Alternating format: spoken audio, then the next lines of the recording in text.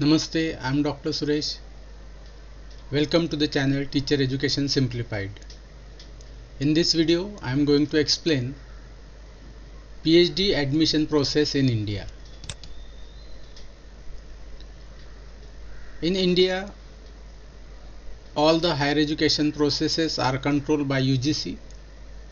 In the same way, UGC has given the regulation. It is called UGC Minimum Standards for Procedures Awards of MPhil and PhD Degree Regulation 2016. This is the latest circular. According to this, PhD admissions are happen in the country. I am explaining this presentation with the help of this circular of the Savitribai Phule Pune University, which is based on the UGC Regulation 2016. So let us start the eligibility.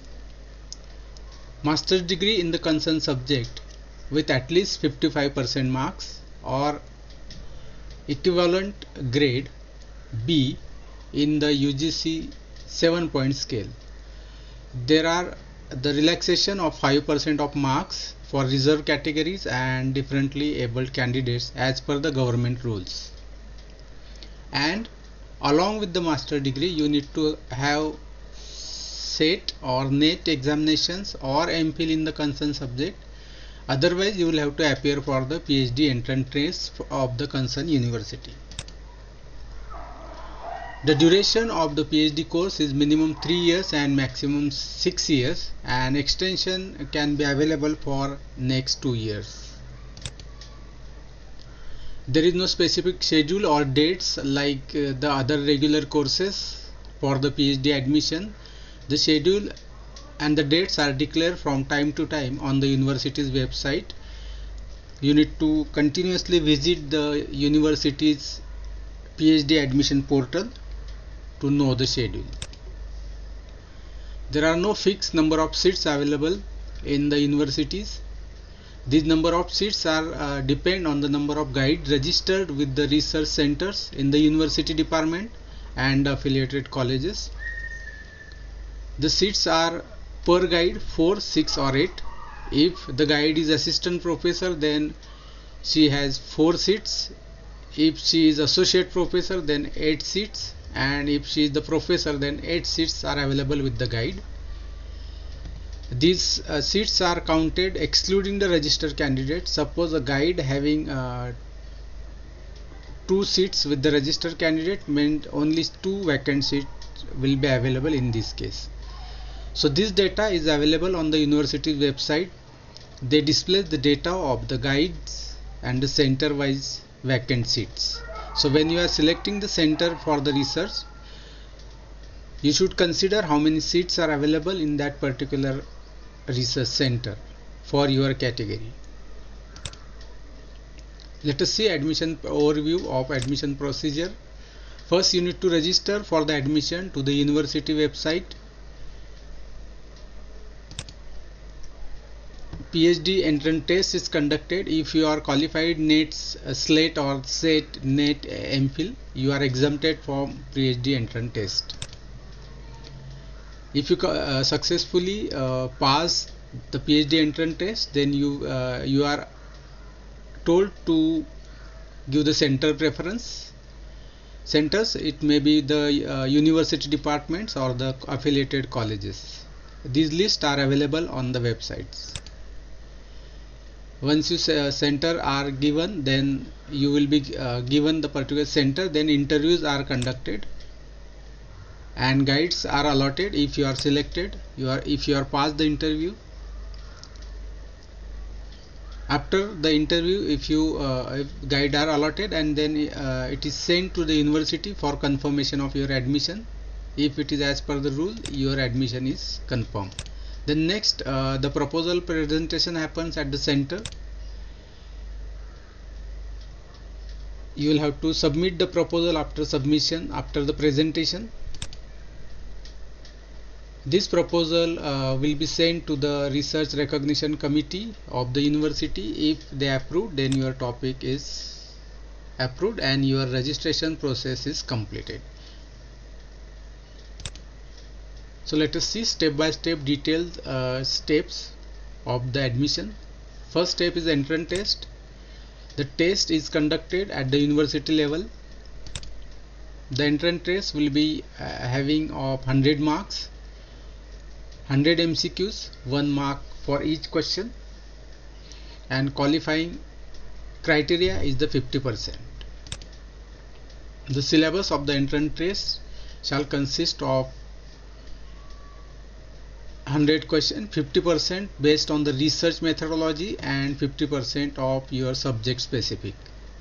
Suppose you are giving the examination from commerce, so there will be 50 questions based on the commerce.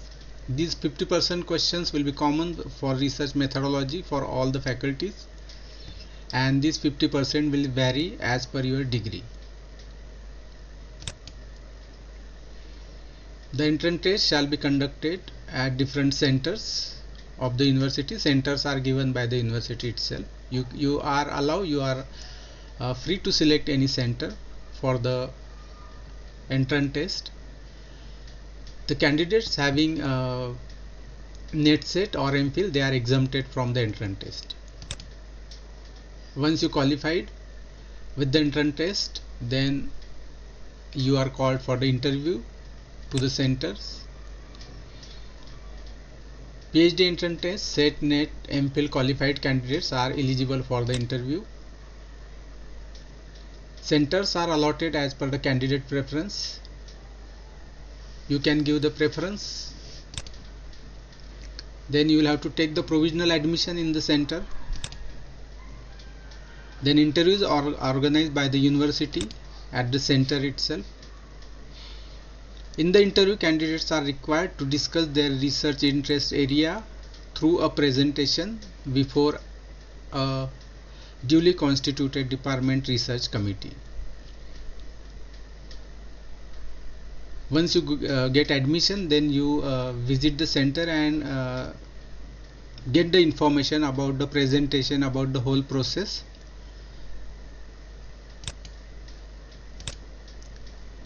Third step is guide allotment. If you are selected in the interview, candidates are selected on the basis of your performance in the interview only. Entrance test scores and degree marks are not considered for the selection. Only your performance in the interview will be the sole basis of the selection for the seat. Number of candidates are selected as per the vacancies available at the center. When you are putting the center preferences, see that more seats should be available in that center, so the possibilities are more. Number of seats are depend on the number of guides, or it is also called, they are also called supervisors, registered with the centers. And vacancies are reserved for different categories as per the government rules. That chart is also available on the university sites. How many seats are available at the center, and the reservation, the seat reservation are also displayed on the site of the university. Then step 4.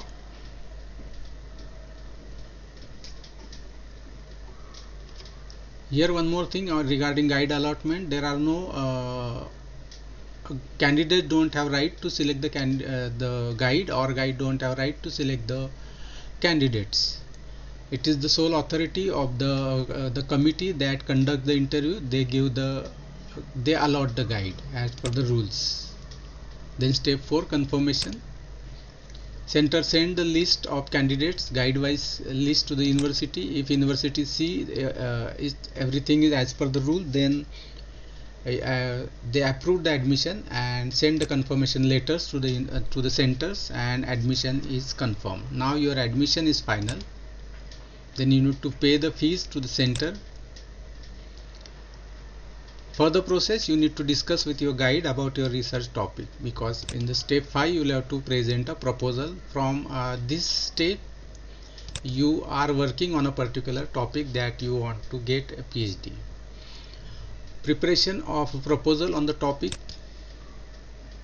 Prepare a presentation on it, and it will be organized by the center itself. You will have to make a presentation. You will have to take the printouts of the proposal, and you will have to give it to the committees and present your proposal, present your topic along with the prescribed format of the proposal. Committee will give you some suggestions to improve your topic, and you will have to submit your proposal to the university via center. Center will send it to the university. So your proposal will be kept in front of the university RRC committee, research recognition committee. They may approve your topic, or they give some suggestions to your topic, or they may reject your topic. If your topic is rejected, then again you will have to prepare a new proposal on a new topic, again present it, and again send it to the university. Once the topic is approved, your admission is and registration is accomplished, and now you can free to work on your research. So this is the whole process of the admission. One more important thing comes, that is about the coursework.